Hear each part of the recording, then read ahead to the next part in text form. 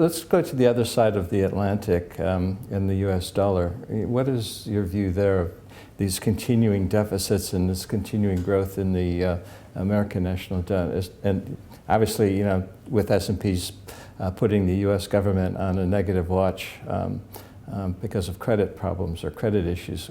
How do you see the situation there evolving? I think that's more a rhetorical question. The situation is quite problematic. I think everybody is aware of that, but the US has the dollar. And the dollar was the instrument to get out of these solvency problems over the last 50 years. Yeah. And I don't think anything is going to change on that. With one exception, people outside the US are getting more and more nervous about the question whether the US dollar is real the currency of their reserves. I'm quite often debating things like that with my Chinese friends. And for them it's obvious the only result is going long silver and gold. They have a very restricted possibility in terms of their asset allocation. They can't decide the same way we can to go and put money in the equity markets in Brazil or in Indonesia. They have to stick to Chinese assets. The fixed income market is not producing positive real yields to them. Right. The real estate market was over the last 10 years a hole to put money into, but the smarter ones are trying to dig it out again from that. And so it's clearly a shift to precious metals, and that's something they are more and more focused on, not only because the government told them so, and because they find in every retail shop China gold positioned extremely prominent. No, that's something which fits to the Chinese style of investment. Back in your comment about people outside the United States and their views are changing. Back in the early 1970s, President Nixon's Treasury Secretary was a gentleman by the name of John Connolly, and he made the comment during the monetary turmoil back then that the dollar is our currency, but it's your problem. In other words, the U.S. is only looking domestically, and it's not really looking at what the impact of its actions are on the rest of the world, even though the dollar is the world's reserve currency. We're almost seeing that today with Mr. Bernanke, are we not? He believes that he can try to get the U.S. economy moving and is not really, seems to be paying attention to the impact that his money printing through quantitative easing is having inflationary pressures all over the world in places like China where people cannot earn real returns on Chinese bonds. Is that a flaw in the monetary system as it exists today? Yeah, I think it is, but it's not only the Fed.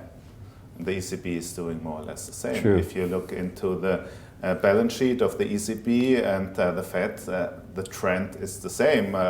Both of them doubled their money base over the last 3 years. The Fed is more open about that. It's a Ponzi scheme. If the national central bank is the owner of the biggest portion of the outstanding debt, I think there's no other description than that. In the end, it will end in tears. And there are, in principle, 3 possible ways to get out of this debt spiral.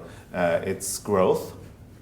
You know better than me. It's quite difficult to achieve huge amount of growth in the developed countries. If we achieve potential growth, I think that already would be a success. It's about 2.5% to 3%. That's not enough to get out of the debt situation. It's a bankruptcy. Politicians are not willing to accept that, perhaps with some small countries, rather like a Lehman Brothers example, not to follow with others.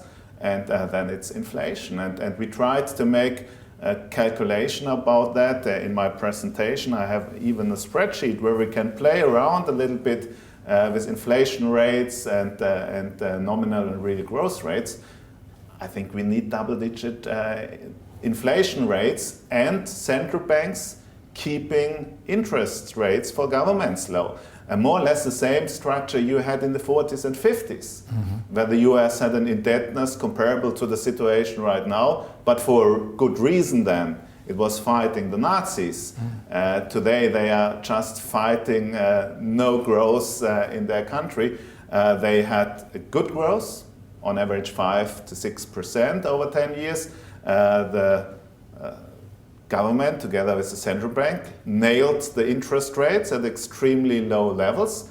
And so over 10 years time frame, they were able to get rid, at least of the spike of the debt situation.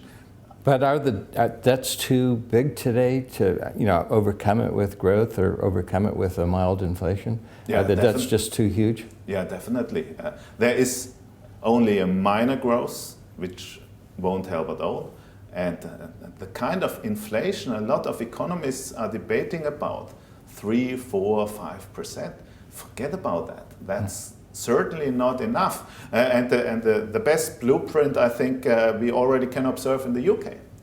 We have inflation rates, depending on which standard you are focusing in, official standards, it's between 4 and 5%. And the Bank of England has more or less no interest on their central bank rates. Yeah. That's a confiscation of savings, nothing else. Every year, the saver loses about 4% of its savings. And it's a redistribution to the creditor. And that's the big problem we have in our economy. The incentive structures are totally upside down. People trying to save money for financing their retirement, they are the ones who are absolutely fooled. And we have to stop that. Yeah, I agree with you wholeheartedly on that point. I mean, the backbone of capitalism and a capitalist system is savings and production, and by far the middle class are the ones who provide that savings and that production. If they can't save, if they can't stay ahead of the curve, by earning interest on their deposits, there's a disincentive to save. You're then eroding capital, and if you lose the capital, you can't make new investment for more job growth and things of that nature. I see that as well as the biggest problem, and that's my concern about inflation, because inflation is eroding the purchasing power of the savings of the middle class. Yeah, and of course it also takes them away the potential to educate their kids. I think that's a major issue, especially in your country, where decent education is quite expensive. Yes. And if you take the middle class the chance away to do a proper education to their kids, that will generate a spiral which is extremely negative. And that's the reason why more and more people are losing trust in our society. We always title it's inflation based on trust deflation.